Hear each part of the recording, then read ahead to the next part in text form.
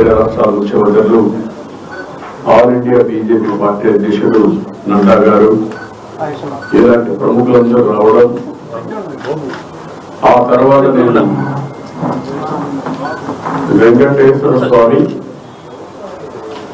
ఎప్పుడు కూడా నాకు కులదైవం. నేను ఏ సంకల్పం చేసినా ఒక్క నిమిషం వెంకటేశ్వర స్వామిని తలుచుకొని ఆ సంకల్పం ప్రకారం ముందుకు పోతాను. అదే మరి చిన్నప్పటి నుంచి మీరు చూస్తే ఇదే రోడ్లో మంగాపురం నుంచి చదువుకున్న రోజుల్లో కూడా దేవునికి ముక్కులు తీర్చుకోవడానికి నడిచి వచ్చేవాళ్ళం. అక్కడి నుంచి మళ్ళీ ఈ రోడ్లో తిరుపతి వరకు నడిచి ఆ తర్వాత బస్సులు వెళ్ళేవాళ్ళం. అది నా జీవిత ప్రారంభం.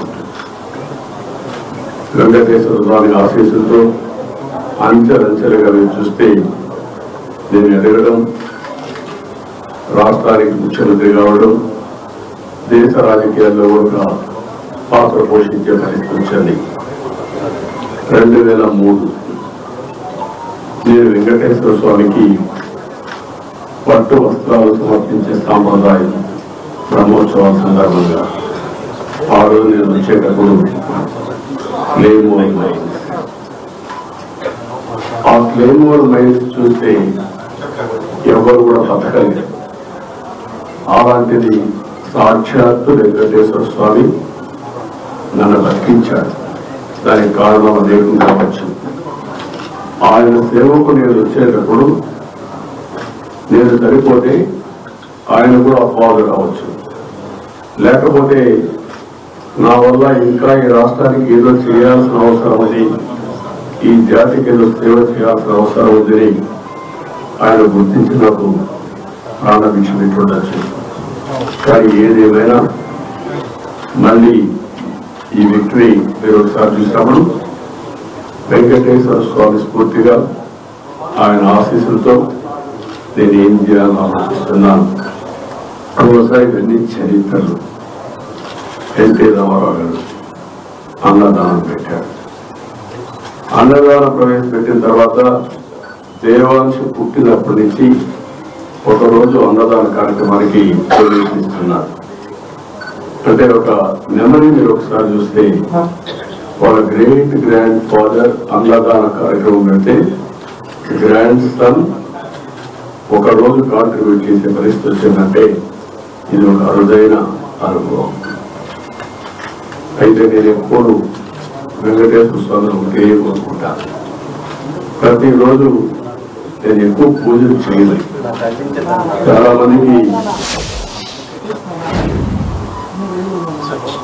మందికి నేను పూజలు చేస్తాను లేదు కూడా తెలియదు. కానీ నేను వెంకటేశ్వర స్వామికి పవిత్రమైన మనసుతో నిద్రలేసి బయట వచ్చేటప్పుడు ఒక్క నిమిషం ధ్యానం చేస్తాను, ప్రార్థన చేస్తాను. ఆ ప్రార్థనలో ఒకే విషయం కోరుకుంటాను, రాష్ట్రం సుభిక్షంగా ఉండాలి. ఇటీవల కాలంలో మీరు ఆలోచిస్తే నేను చేసే సింపుల్ ప్రేయర్, ప్రపంచంలోని భారతదేశం అగ్రస్థానంలో ఉండాలి. భారతీయుల్లో తెలుగు జాతి అత్యున్నతమైన స్థానంలో ఉండాలి.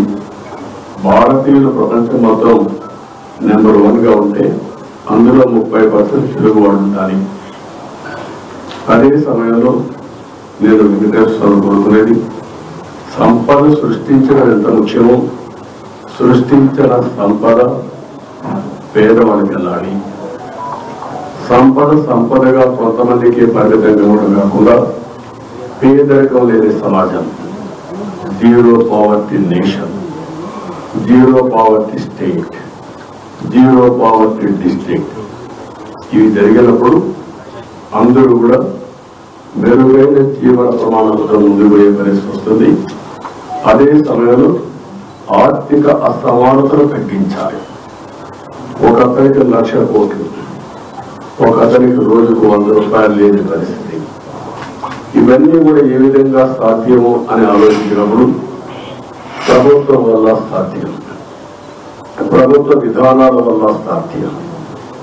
ఒకప్పుడు హైదరాబాద్ లో నేను ముఖ్యమంత్రి అయినప్పుడు నేను ఇప్పుడు కూడా గుర్తుపెట్టుకుంటున్నా 1.95 CBN రూల్, అది 95లో ప్రారంభమైంది. అంతవరకు పరిపాలన అంటే సెక్రటరియేట్కే పరిమితమైన పరిపాలన ప్రజల మధ్యలో జరిగింది. అనేక కార్యక్రమాలకు శ్రీకారం చుట్టాం. అన్ని ఎలక్షన్ కూడా తెలుసుకుంటూ వచ్చాం. అదే సమయంలో నేను చూస్తే ఆ రోజు చేసిన అభివృద్ధి తర్వాత వచ్చిన ఫలితాలు చూసిన తర్వాత ప్రపంచంలో ఉండే అధినేతలంతా హైదరాబాద్కి రావడం మొదలుపెట్టారు. నేను పిలవలేదు ఇవన్నీ, వాళ్ళే వచ్చారు. ఎందుకంటే ఒక మంచి జరిగితే ప్రపంచం అంతా గుర్తిస్తుంది. ఆ గుర్తింపు ఎవరో తీసుకొచ్చాం. దాని ఫలితాలు ఈరోజు అనుభవిస్తున్నారు. అయితే ఇక్కడ ఎందుకు నేను మళ్ళీ ఇక్కడ రాజకీయాలకు వెళ్ళడం, అయితే ఇక్కడ నా సంకల్పం ఈరోజు వెంకటేశ్వర స్వామిని కోరుకునేది ఒకటే కోరుకున్నాను. మన భారతదేశానికి ఒక పెద్ద సంపద కుటుంబ వ్యవస్థ. ఇది చాలా మందికి అర్థం కాదు. కుటుంబం అంటే ఏమొస్తుంది అనుకుంటాం. భారతదేశంలో కుటుంబ వ్యవస్థను చూస్తే ఒక ఎనర్జీ రీఛార్జ్ చేస్తుంది, సెక్యూరిటీ ఇస్తుంది, ఒక ఆనందాన్ని ఇస్తుంది. ఎన్ని కష్టాలున్నా పంచుకునే భాగస్వాములు ఉంటారు. ఇలాంటి చూసినప్పుడు మనం నేను జైల్లో ఉన్నప్పుడు కూడా నన్ను పూర్తిగా ఆదుకునేది కానీ నిలబడింది కానీ మన వ్యవస్థలో కూడా కొన్ని ఉన్నాయి.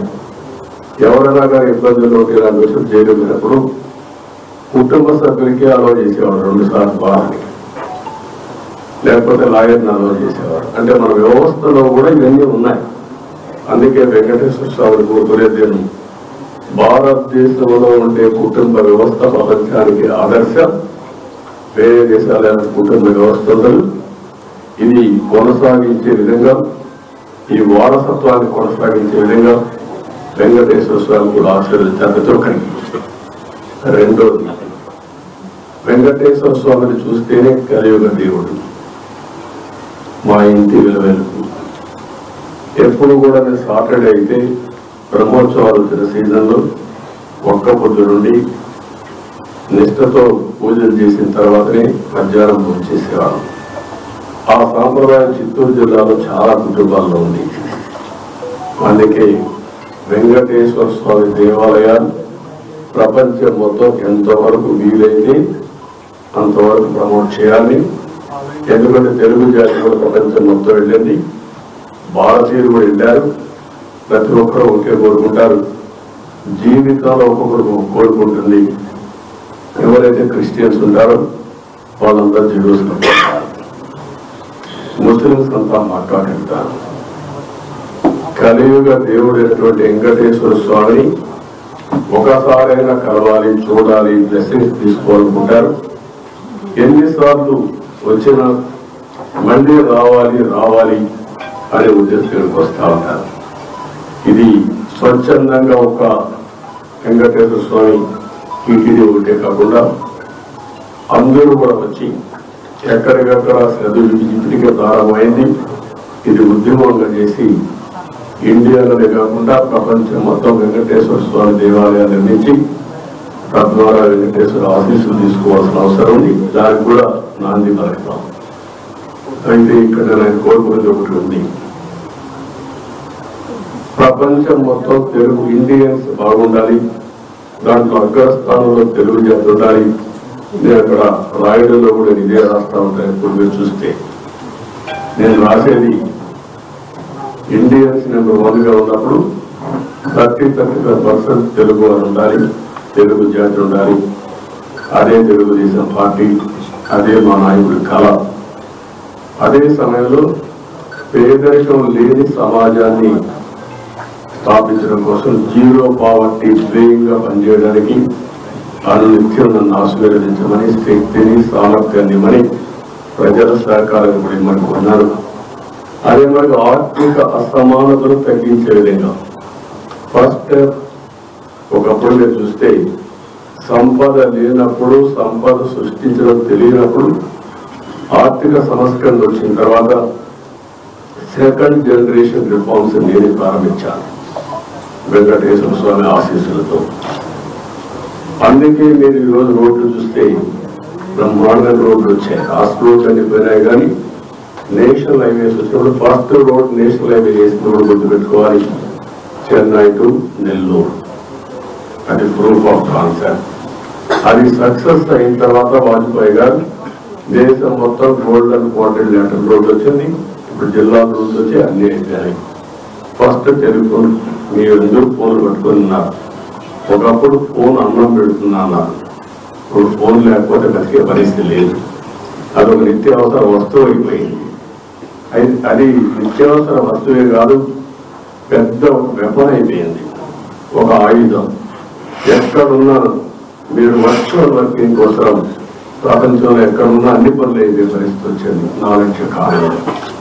అందుకని ఈ రెండు కూడా సాధ్యం. ఆ సాధ్యం కావాలంటే వెల్త్ క్రియేట్ కావడం కాదు, సంపద సృష్టించడం కాదు, ఆ సంపద పేదవాళ్ళకి ఇచ్చే కార్యక్రమం శ్రీకారం చుట్టాలి. అయితే ఈ 5 సంవత్సరాలు పరిపాలన తిరుమల తిరుపతి దేవస్థానంతోనే ప్రారంభం కావాలి. ప్రఖ్యాత ప్రసాద నీటిని లేకపోతే పరిశుభ్రత అన్నిటికీ తిరోగకాన్ని చేశారు కదా. నేను వస్తే పరదా కట్టే పరిస్థితి, ఇంకా హ్యాంగ్ ఓవర్ పోతున్నాం. పరదా కట్టేస్తున్నా అంటే అలవాటు అయిపోయింది. రెండోది మనుషులు వస్తే ఎవరికి హ్యాండిల్ చేయడం తెలియదు. లేదు, మనుషులు వస్తే హ్యాండిల్ చేయడం తెలియదు కాబట్టి కర్ఫ్యూ పెట్టాడు. కర్ఫ్యూ పెట్టేస్తే ఎవరు రాదు, ఇంక నేవేకి వెళ్ళిపోవచ్చు, నేవేకి వచ్చేస్తామని. ఇలాంటి కల్చర్స్ అంతా చూస్తే చాలా బాధ వేస్తుంది. అదే మరి పెద్ద ఎత్తున అవకతవకలు జరిగాయి. ఎప్పుడు కూడా కక్ష సాధింపు చర్య ఉండకూడదు, కానీ తప్పులు చేసిన వాళ్ళు కూడా ప్రక్షాళన చేయకపోతే వెంకటేశ్వర స్వామి కూడా సహకరించరు. దేవుడు కూడా చెప్పింది, మంచి వాళ్ళని కాపాడుకోవాలి, చెడు వ్యక్తుల్ని శిక్షించాలి, సమాజాన్ని కాపాడాలి.